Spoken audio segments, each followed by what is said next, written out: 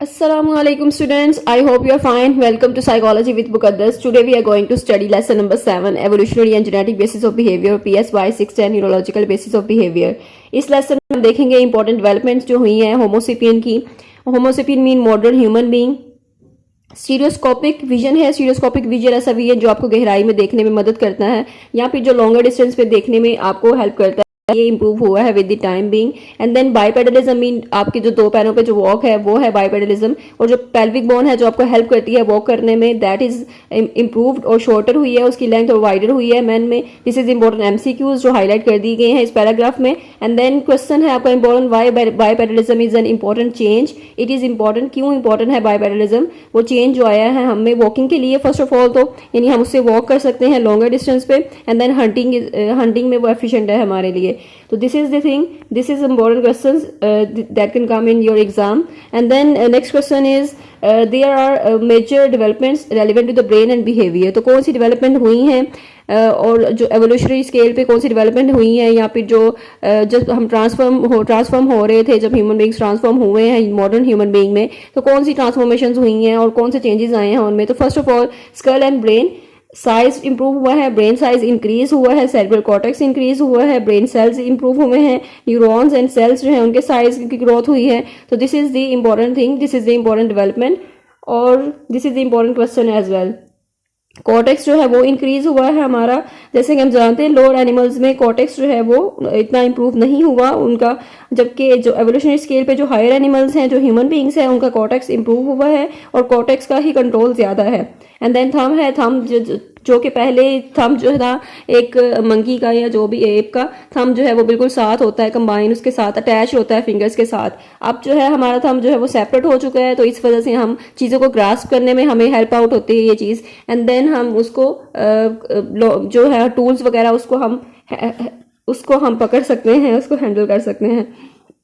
Then language है. Language is important. Language भी improve हुई है विद द टाइम और हमारी लैंग्वेज जो है मोर कम्प्लेक्स है और कम्युनिकेशन बेटर हुई है.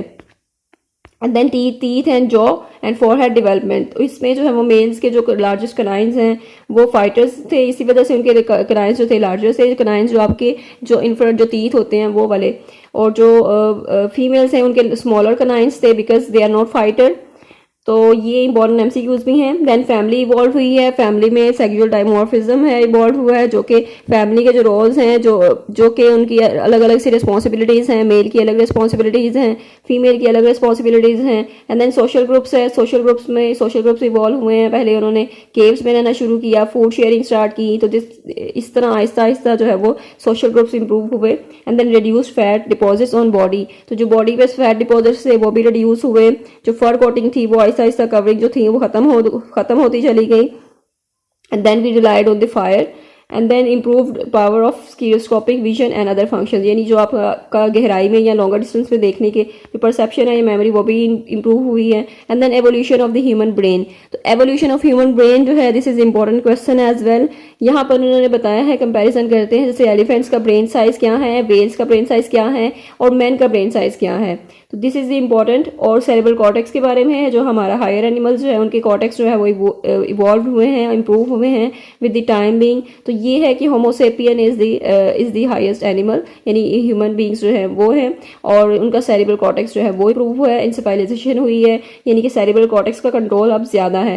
What has evolution to do with the psychology. तो एवोल्यूशन का साइकोलॉजी के साथ क्या लिंक है. तो एवोल्यूशन जो है उसको हम चेक करते हैं कि हाउ ह्यूमन बींग्स इवॉल्व्ड, और ये सारी जो है चेंजेस कैसे हुई हैं, कंपेयर करते हैं, कंपैरिजन करते हैं बिफोर और आफ्टर का. तो दैट इज वाई तो साइकोलॉजी बिहेवियर को स्टडी करते हैं, यानी पहले बिहेवियर कैसा था, बिहेवियर में क्या चेंजेस आए हैं एंड और ये किस वजह से आए हैं, ये सारी स्टडी हम करते हैं एवोल्यूशन में. तो एवोल्यूशनरी जो है इसलिए साइकोलॉजी से लिंक है बिकॉज हम बिहेवियर को उसमें स्टडी कर रहे हैं कि हाउ द बिहेवियर चेंजेस.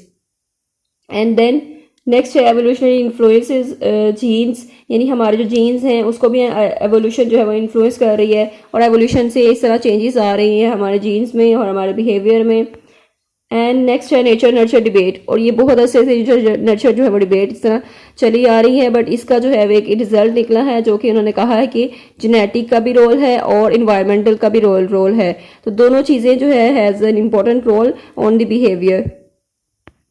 सो ये पैराग्राफ आपने रीड कर लेना है, इसमें ये सारी चीज़ें बताई गई हैं। एंड देन फ्रूट फ्लाइज का बताया गया, जो लोअर एनिमल्स हैं फ्रूट फ्लाइज हैं, उनका बिहेवियर जो है एक फिक्स्ड बिहेवियर है, जेनेटिक प्रोग्रामिंग उनकी हुई है, तो वो उनके जो उनके ट्रिगर्स होते हैं वो इन्वायरमेंटल क्यू से वो ट्रिगर होता है बिहेवियर, और वो बिहेवियर कंप्लीट होता है, वो प्रोसेस जो है वो उनका कंप्लीट होता है और उसको वो चेंज नहीं कर सकते। कुछ फिक्स होते हैं बिहेवियर के, कुछ जो है वो आप लर्न पैटर्न होते हैं, लेकिन जो लोअर एनिमल्स हैं उनमें मोस्टली फिक्स्ड पैटर्न होते हैं, लेकिन आपके जो हायर एनिमल हैं, जो ह्यूमन बींग्स हैं, उनमें ज़्यादातर लर्न पैटर्न्स होते हैं because of the highest encephalization.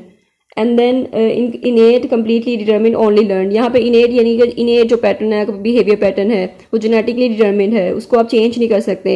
And then only learn जो आपने सीखा है, तो जो इनेट है वो ज़्यादातर फ्रूट फ्लाइज में या लोअर एनिमल्स में इनेट बिहेवियर होते हैं, इनबॉर्न होते हैं, जेनेटिकली डिटर्मिन्ड होते हैं, वो चेंज नहीं हो सकते। जबकि ओनली लर्न आपके जो ह्यूमन बींग्स हैं वो ज़्यादा अफेक्टेड होते हैं इन्वायरमेंट से, वो ज़्यादा अडेप्टेशंस करते हैं, दैट्स वाई उनके इंस्पेलाइजेशन ज़्यादा है और इस वजह से वो अपनी चेंजेस करते रहते हैं अपने बिहेवियर में, तो ये ज़्यादातर बिहेवियर सीखते हैं। एंड देन मोस्टली जो क्वेश्चंस हैं ये पेपर में भी आ सकते हैं।